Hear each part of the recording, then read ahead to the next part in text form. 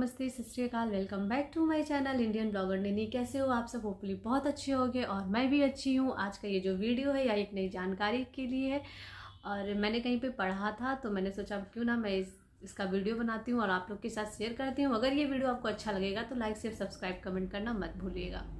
तो आज की जो टॉपिक है वो आपने थंबनेल पे भी देख लिया, तो मैं भी एक बार बता देती हूँ कि आज की जो टॉपिक है वो है कि भगवान विष्णु का सुदर्शन चक्र और महादेव का त्रिशूल का निर्माण कैसे हुआ था। इसके पीछे एक ये कहानी है कि जो देवताओं के शिल्पकार विश्वकर्मा जी हैं, विश्वकर्मा भगवान जी हैं जिनकी हम लोग पूजा भी करते हैं, तो उनकी एक बेटी थी जिनका नाम था संज्ञा। उन्होंने संज्ञा की शादी करवा दी सूर्यदेव से। अब संज्ञा की और सूर्यदेव की शादी हो गई, उनका वैवाहिक जीवन बहुत अच्छा था। फिर संज्ञा और सूर्यदेव से 3 संतानें उनकी होती हैं। उनके 3 बच्चे होते हैं। एक का नाम था वैवस्वत, यमुना और यमदेव। वैवाहिक जीवन सब कुछ अच्छा था, लेकिन संज्ञा अपने पति का ताप, जो उनका तेज था, जो प्रकाश था, वो सहन नहीं कर पा रही थी। वो काली पड़ती जा रही थी, वो परेशान थी इन चीज़ों से।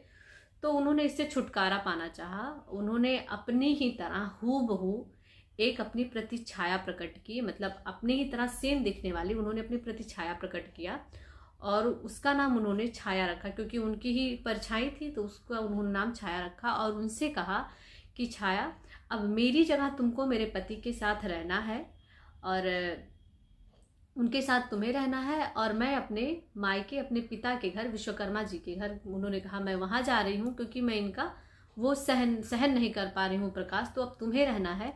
और लेकिन इस बात को किसी को बताना नहीं है, यहाँ तक कि सूर्यदेव को भी नहीं बताना है कि तुम कौन हो, तुम संज्ञा ही बन के रहना। तो छाया ने कहा कि मैं इस रहस्य से पर्दा कभी नहीं उठाऊंगी, लेकिन अगर किसी ने मेरे केस का मतलब होता है बाल, अगर किसी ने मेरा केस खींचा तो मैं ज़रूर बता दूंगी कि मैं कौन हूँ। तो संज्ञा ने कहा ठीक है। संज्ञा चली जाती हैं विश्वकर्मा जी के घर। यहाँ पे छाया, जो संज्ञा की स्वरूप थी, छाया और सूर्यदेव रहने लगते हैं। अब छाया और सूर्यदेव से भी 3 संतानें उत्पन्न होती हैं, लेकिन छाया का जो पहले उनके बच्चे थे, संज्ञा के जो बच्चे थे 3, उनसे प्रेम कम होने लगता है। तो सूर्यदेव को कुछ संदेह होता है, उन्हें अच्छा नहीं लगता है उनका व्यवहार देख के। तो उन्होंने छाया से पूछा कि तुम ऐसा क्यों कर रही हो। वो बताने नहीं चाहती थी, आनाकानी करने लगी। तो वो क्रोध में आके या किसी भी तरीके से उन्होंने उनका केस खींचा और केस खींचने के बाद से फिर छाया ने फट से बता दिया कि मैं आपकी अर्धांगिनी नहीं हूँ, मैं उनका स्वरूप हूँ, मैं उनका छाया हूँ। आपकी अर्धांगिनी विश्वकर्मा जी मतलब अपने मायके में रह रही हैं और ऐसे। तो सूर्यदेव को बहुत गुस्सा आया। वो जानना चाहते थे कि ऐसा क्या हुआ, ऐसा क्यों हुआ। वो इसी चक्कर में विश्वकर्मा जी के घर गए और सारी बात उन्होंने बताई। विश्वकर्मा जी ने भी उन्हें समझाया सूर्यदेव को कि ऐसी कोई बात नहीं है, आपका ताप, आपका जो तेज है वो हमारी बेटी सहन नहीं कर पा रही थी, आपके पास रह नहीं पा रही थी, जिसकी वजह से उसने ऐसा फैसला किया, ऐसा काम किया। सूर्यदेव ने कहा ठीक है। उन्होंने कहा अब आप ही हैं, आप ही इसका कुछ उपाय कीजिए, आप ही इसका कुछ निर्माण कीजिए।